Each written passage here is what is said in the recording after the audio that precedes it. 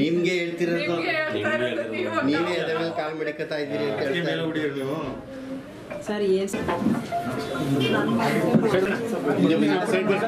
ಬಿಡಿ ಅಷ್ಟೇ ಸಾಕು ಬಿಡಿ ಸೈಡ್ ಬರೋಣ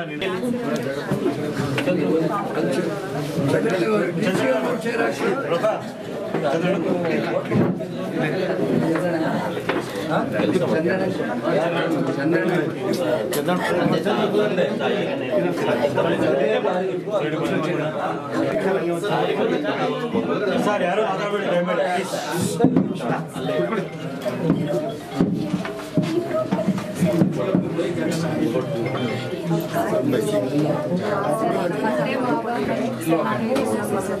ನಮ್ಮ ಐದು ಯುರೋಪಲ್ಲಿ 2 ವರ್ಷ ಕೆಲಸ ಮಾಡ್ತಿದ್ರು. ನಮ್ಮ ಮನೆಯವರು ಹೊರಗಡೆ ದೇಶ ಇಬ್ಬರು ಹೊರಗಡೆ ದೇಶದಿಂದ ಕೆಲಸ ಮಾಡ್ತಾರೆ. ನಮ್ಮ ಅತ್ತೆ ಮಾವ ಕೂಲಿ ಕಾರ್ಮಿಕರು ಎಸ್ಟೇಟಲ್ಲಿ ಕೆಲಸ ಮಾಡ್ತಿದ್ರು. ಎಸ್ಟೇಟ್ ಮನೆಗಳಲ್ಲಿ ಇಟ್ಕೊಂಡೆ ಒಂದು ಹೊಸ ಸೈಟ್ ತಗೊಂಡು ಮನೆ ಕಟ್ಟಿದ್ವಿ ಸರ್. ಮುಂದಿನ ತಿಂಗಳು ಸರ್ ಗೃಹ ಪ್ರವೇಶದ ಸಲುವಾಗಿ ಅದು ಕೆಲಸ ಏನು ನಡೀತಿದೆ ಅಂತ ನಮ್ಮ ಮೈದಾ ಬಂದು 15 ದಿನ ಆಗಿದೆ ಸರ್. ಅಲ್ಲಿಗೆ ಹೋಗಿ ನೋಡ್ಕೊಂಬರಕ್ಕೆ ಹೋದಾಗ ಮಳೆ ಜಾಸ್ತಿ ಆಗಿದೆ ಅಂತ ಅಲ್ಲಿ ಎದ್ದು ಸಲುವಾಗಿ ದುರಂತಕ್ಕೆ ಇವತ್ತು ಬರಬೇಕಿತ್ತು.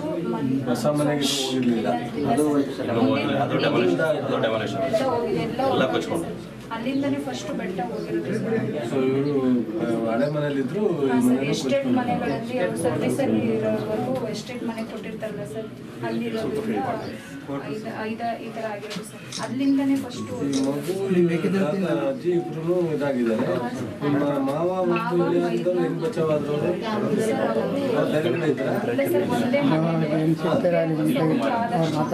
ಅದು ಸೌಂಡ್ ಆದ ತಕ್ಷಣ ಅವ್ರಿಗೆ ಸ್ವಲ್ಪ ಎಚ್ಚರಾಗಿ ಎಚ್ಚೆತ್ಕೊಂಡಿದ್ದಾರೆ ಸರ್. ಸ್ವಲ್ಪ ನೀರು ಒಂದ್ ಕಡೆ ಮತ್ತೆ ಅದು ಬದಿ ಬರುತ್ತಲ್ಲ ಸರ್, ಮಣ್ಣು ಮಿಶ್ರಿತ, ಅದು ಆ ಕಡೆ ಹೋದಾಗ ಅವ್ರು ಸ್ವಲ್ಪ ಸೇಫ್ ಆಗಿದಾಗ ಜನಗಳು ಹೇಳ್ಕೊಂಡಿದ್ದಾರೆ ಸರ್. ಇಲ್ಲ ಅದೇ ಜಾಗದಲ್ಲೇ ಮಣ್ಣಲ್ಲಿ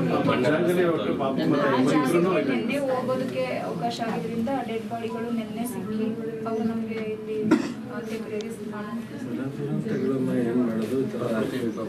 ಸರ್ ಮಾವ ಮೈದಾ ಮತ್ತೆ ಕೇಳಿದ್ರೆ ಈಗ ಅಲ್ಲೇನು ಹಾಸ್ಪಿಟ್ಲ್ ಪೂರ್ತಿ ನೋಡ್ಕೋತಾರೆ, ಅದ್ರದ್ದು ಇದು ಮಾಡ್ಕೊಂಡು ಕಳಿಸ್ತಾರೆ. ಕಂಪ್ಲೀಟ್ ಇಲ್ಲ ಅದ್ರ ಬಗ್ಗೆ. ಈಗ ನಮ್ಮ ಸೆಕ್ರೆಟರಿ ಅಲ್ಲೇ ಇದ್ದಾರೆ, ನಮ್ಮ ಮಂತ್ರಿ ಮನೆ ಹೋಗಿದ್ದಾರೆ, ಸಂತೋಷ್ ಗಾರ್ಡನ್ ಇನ್ಚಾರ್ಜ್ ಆಗಿದ್ದಾರೆ, ನಮ್ಮ ಜಾಫರ್ ಅಂತ ಫೈನಾನ್ಸ್ ಸೆಕ್ರೆಟರಿನೇ ಹಾಕಿದ್ದಾರೆ. ಕರ್ನಾಟಕದಿಂದ ಎಷ್ಟು ಜನ ಈ ಥರ ಅನಾಹುತಕ್ಕೆ ಸಿಕ್ಕಿದ್ದಾರೆ, ಅದನ್ನು ಆಕಸ್ಮಿಕ ತೀರ್ಕೊಳ್ಳೋದು, ಬಾಡಿ ಶಿಫ್ಟ್ ಮಾಡೋದು ಮತ್ತು ಅಲ್ಲಿ ಆಸ್ಪತ್ರೆ ಪೂರ್ಣ ಪ್ರಮಾಣದ ಖರ್ಚೆಲ್ಲ ನಾವು ಭರಿಸ್ತೀವಿ ಸರ್ಕಾರದಿಂದ. ಅಲ್ಲಿ ಯಾವುದೂ ತೊಂದರೆ ಆಗಿಲ್ಲ. ಆಯಿತು, ಈಗ ಫಸ್ಟ್ ಸ್ಟೇಜಲ್ಲಿ ಏನು ಮಾಡಬೇಕೋ ಮಾಡ್ತಾರೆ. ಬೈ ಚಾನ್ಸ್ ಅದು ಆದಮೇಲೂ ಏನಾದ್ರೂ ಸಮಸ್ಯೆ ಆದರೆ ಸರ್ಕಾರದಿಂದ ಅವರಿಗೆ ಸಂಪೂರ್ಣವಾಗಿ ಉಚಿತವಾಗಿ ಟ್ರೀಟ್ಮೆಂಟ್ ಕೊಡಲಿಕ್ಕೆ ಮಾಡ್ತೀವಿ. ಡಿ ಸಿ ಅವರು ಇವತ್ತೇ ರಿಪೋರ್ಟ್ ಕಳಿಸಿಕೊಂಡಲ್ಲಿ 5 ಲಕ್ಷ ರೂಪಾಯಿ ಪರಿಹಾರ ಕೊಡ್ತೀವಿ. ಮಗುವಿಗೆ ಚಿಕ್ಕ ಮಗು ಆದ್ದರಿಂದ ಒಂದು ಸ್ವಲ್ಪ ಟೆಕ್ನಿಕಲಿ ಪ್ರಾಬ್ಲಮ್ ಇದೆ. ನಾನು ಈಗ ಮಾತಾಡಿದ್ದೀನಿ ಸೆಕ್ರೆಟರಿ ಅವರಿಗೆ, ಅತಿಕ್ಗೆ ಮಾತಾಡಿದ್ದೀನಿ, CM ಜೊತೆ ಮಾತಾಡಿ ಸ್ವಲ್ಪನಾದ್ರು ಕೊಡ್ಸೋಕ್ಕೆ ಪ್ರಯತ್ನ ಮಾಡೋದು ಅಂತ ಹೇಳಿದ್ದೀನಿ. ಸೊ ಅವರು ಈಗ ಮಡಿಕೇರಿಗೆ ಹೋಗೋರೆ CM ಅದಕ್ಕೆ. ಸೊ ಮಗುವು ಒಂದು ಸ್ವಲ್ಪನಾದ್ರು ಕೊಡ್ಸೋಕ್ಕೆ ಪ್ರಯತ್ನ ಮಾಡ್ತೀವಿ. ಬಟ್ 5 ಲಕ್ಷ ಯಾವುದೇ ಕಾರಣಕ್ಕೆ ವ್ಯತ್ಯಾಸ ಆಗಲ್ಲ. ಇವತ್ತೇ DC ರಿಪೋರ್ಟ್ ಕಳಿಸ್ತಾರೆ. ಸ್ವಲ್ಪ ಆದಷ್ಟು ಬೇಗ ನಿಮ್ಮ ಅಕೌಂಟ್ಗೆ ಅಥವಾ ಚೆಕ್ಕು ಯಾವುದೋ ರೂಪದಲ್ಲಿ ನಿಮ್ಗೆ ಬರಲಿ. ನೋಡಮ್ಮ, ನಿಮ್ಗೆ ಅಲ್ಲಿ ಮನೆ ಕಟ್ಟಿ ನಿಮ್ಮ ಹೆಸರಲ್ಲಿ ಖಾತೆಯಾಗಿ ಎಲ್ಲ ಇದಾಗಿದ್ದರೆ ಅಲ್ಲಿಗೆ ಪರಿಹಾರ ಸಿಗುತ್ತೆ. NDRFನಲ್ಲಿ ಈಗ ಮನೆಗೆ ಸಿಗುತ್ತೆ, ಕೇರಳದಲ್ಲಿ ತೊಂದರೆ ಆಗಲ್ಲ ನೀವು ಅಲ್ಲಿ. ಸೊ ಆವಾಗ ನೀವು ಅಲ್ಲಿ ತೊಗೊಂಡು ಅದಾದಮೇಲೆ ಬೇಕಾದ್ರೆ ಮಾರ್ಕೊಂಡು ಈ ಕಡೆ ಬರ್ಬೋದು. ಆಮೇಲೆ ಯೋಚನೆ ಮಾಡಿ. ಈಗ ಸದ್ಯಕ್ಕೆ ನಿಮ್ಮ ತಾತ ಇರೋದ್ರಿಂದ ತಾತನ ಹೆಸರಲ್ಲಿ ಅವರಿಗೆ ಅದೇ ಇದ್ರೆ ಖಾತೆ ಏನಾಗಿತ್ತು ಅದ್ರ ಮೇಲೆ ಡಿಪೆಂಡ್ ಆಗುತ್ತೆ. ಐ ಚಾನ್ಸ್ ಅಲ್ಲೇನೂ ಇಲ್ಲ ಅಥವಾ ಏನು ಅಂತ ಅಂದಾಗ ಆಮೇಲೆ ನಾವು ಆಶ್ರಯದಲ್ಲಿ ಇಲ್ಲಿ ಬೇಕಾದ್ರೆ ಒಂದು ಮನೆ ಕೊಡ್ಸೋದಕ್ಕೆಲ್ಲ ಮಾಡೋಣ. ಸೈಟ್ ಇದ್ರೆ ಸೊ ಒಂದು ಆಶ್ರಯ ಯೋಜನೆಯಲ್ಲಿ ಮಾಡಿಸೋಕ್ಕೆ ಒಂದು ಮಾಡಿಸೋಣ, ಅದೇನು ತೊಂದರೆ ಆಗಲ್ಲ, ಮಾಡಿಸ್ಕೊಡ್ತೀವಿ.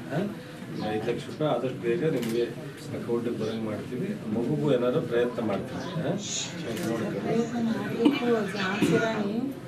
ಮಗನ ತಾಯಿ ಅವಳು MA BEd ಮಾಡಿದ್ದಾಳೆ. ಅವಳಿಗೆ ನೀವು ಸರ್ಕಾರದಿಂದ ಕೆಲಸ ಕೊಡಬೇಕು. ನನ್ನ ಮಗಳು ಮಾತಾಡ್ತೀವಿ, ಮುಖ್ಯಮಂತ್ರಿಗಳ ಜೊತೆ ಮಾತಾಡಿ ನಡಿಬೇಕು ಅಂದರೆ ಅವ್ರ ಯಜಮಾನರು ಮೈನ್ ಮೂಳೆಲ್ಲ ಮುರಿದೋಗಿದೆ. ಅವಳೇ ಕುಟುಂಬ ಸಾಕಬೇಕು ಅಂದರೆ ನಮ್ಗೆ ಝಾನ್ಸಿ ರಾಣಿಗೆ ಕೆಲಸ ಕೊಡಲೇಬೇಕು. ನಿಮ್ಮ ಕೈ ನನ್ನ ಮಗಳೇ ಝಾನ್ಸಿ ರಾಣಿ.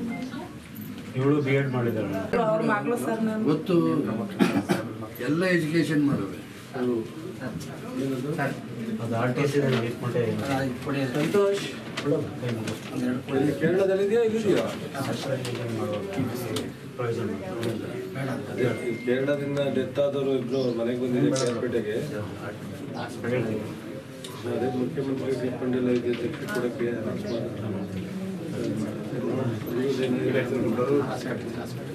ಹಾಸ್ಪಿಟ್ಲದು ಎಲ್ಲಿ ಎಲ್ಲ ಬಿಡ್ದು ನಾನು ಕೇರ್ಪೇಟೆಗೆ ಬಂದಿದ್ದೀನಿ, ಇವತ್ತು ಬರಲ್ಲ ಅಂತ ಹೇಳಿದ್ದೀನಿ.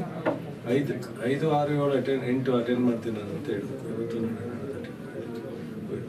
ಅಲ್ಲ ಹಾಸ್ಪಿಟ್ಲದೆಲ್ಲ ಒಂಚೂರು ಜಾಪರ್ ಇದ್ದಾರೆ, ನಾನು ಮಾತಾಡ್ತೀನಿ ಹಾಸ್ಪಿಟ್ಲಲ್ಲಿ. ಅಲ್ಲಿ ಅವರು ಮನೇನ ಏನೋ ಕೂಲಿ ಮಾಡ್ಕೊಂಡು ಒಬ್ಬರ ಮನೆ ತೋಟದ ಮನೆಯಲ್ಲಿ ಕೆಲಸ ಮಾಡ್ಕೊಂಡು ಒಂದಷ್ಟು ಮನೆ ಕಟ್ಟಿದ್ರಂತೆ, ಅದು ಕೊಚ್ಕೊಂಡು ಹೋಗಿದೆ.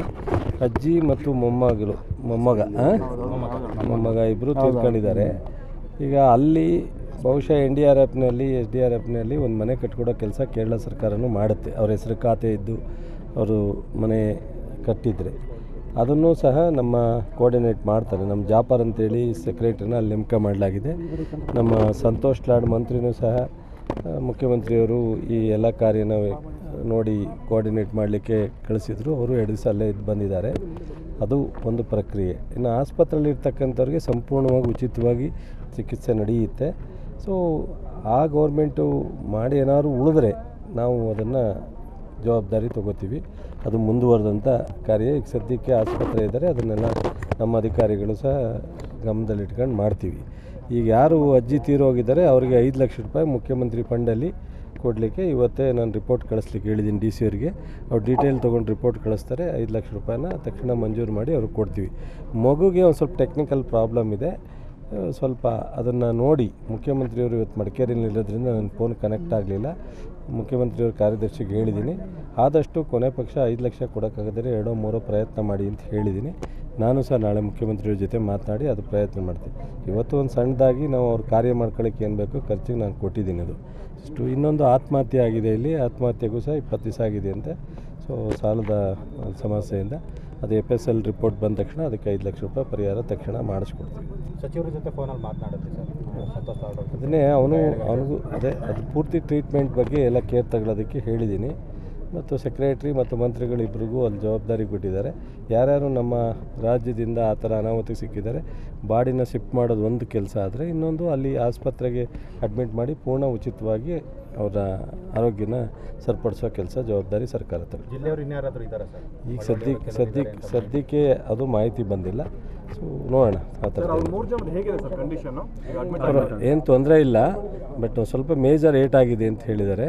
ಬಟ್ ಆ ಪ್ರಾಣಕ್ಕೆ ಅಪಾಯ ಇಲ್ಲ. ಅದನ್ನೇ ಒಂದು ಸ್ವಲ್ಪ ಕಾರ್ಯಕ್ಕೆ ಏನು ಬೇಕೋ ಅದನ್ನು ಕೊಟ್ಟಿದ್ದೀವಿ.